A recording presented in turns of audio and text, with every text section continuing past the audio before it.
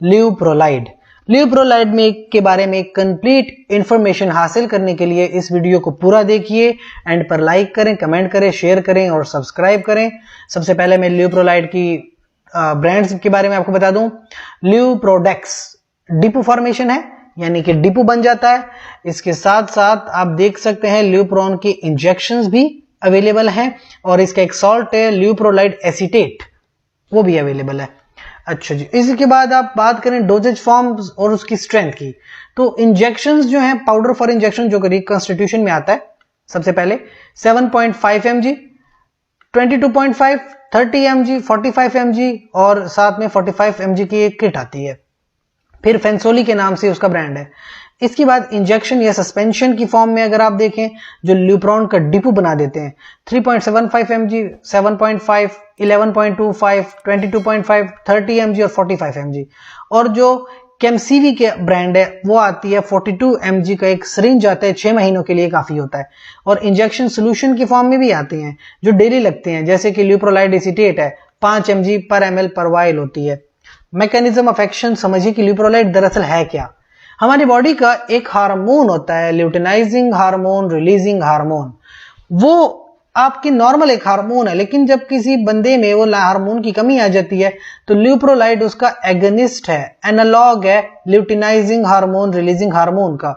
जब आप इसको एडमिनिस्टर करते हो, ल्यूटिनाइजिंग हार्मोन और फॉलिकल स्टिमुलेटिंग हार्मोन डिक्रीज हो जाते हैं by acting potent inhibitor of the gonadotropin secretion.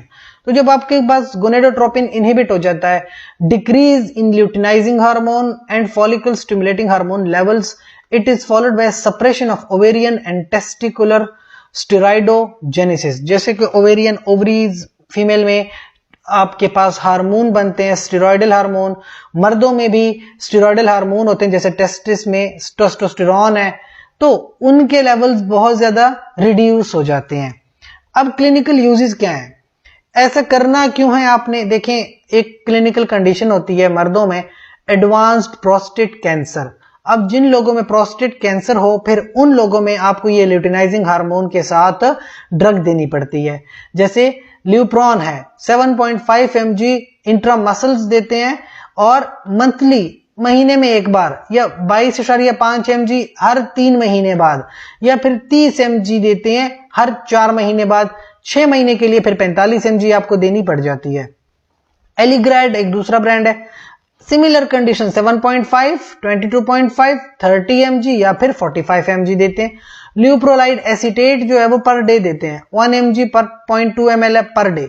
और केमसीवी 42 mg की आती है, हर 6 महीने में आप देते हो।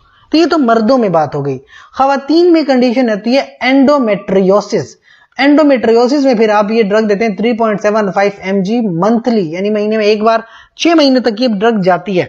और अगर आपने 11.25 mg की डोज लगा ली है तो वो 3 महीनों में एक बार डोज लगती है, और 6 महीनों में टोटल डोज उसकी पूरी होती है।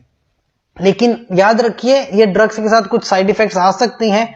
फेंसोली आपके पास ब्रांड है, उसमें इंजेक्शन साइट पर पेन होता है, नेजोफेरेंजाइटिस, पायरेक्सिया, हेडेक, कफ, या जो डिपो फॉर्मेशन आप देते हो उसमें भी फिर इंजेक्शन साइट के ऊपर थोड़ी सी एब्सेस बन जाती है, इन्फ्लेमेशन सी होती है, लेबिलिटी, और इमोशनली थोड़ा आप डिस्टर्ब रहते हैं, एक्नी या सिबोरिया हो सकता है, वेजाइनल ब्लीडिंग, डिस्चार्ज या रैश आ सकता है, एरिथेमा मल्टीफॉर्म जिल्द के ऊपर, जनरलाइज्ड पेन्स होते हैं, हेडेक हो सकता है। सो ये डिफरेंट साइड इफेक्ट्स हैं विद दैट ड्रग। लेकिन याद रखिए, ल्यूप्रोलाइड एक ऐसी ड्रग है जो आपके हार्मोनल लेवल को डिस्टर्ब करती है।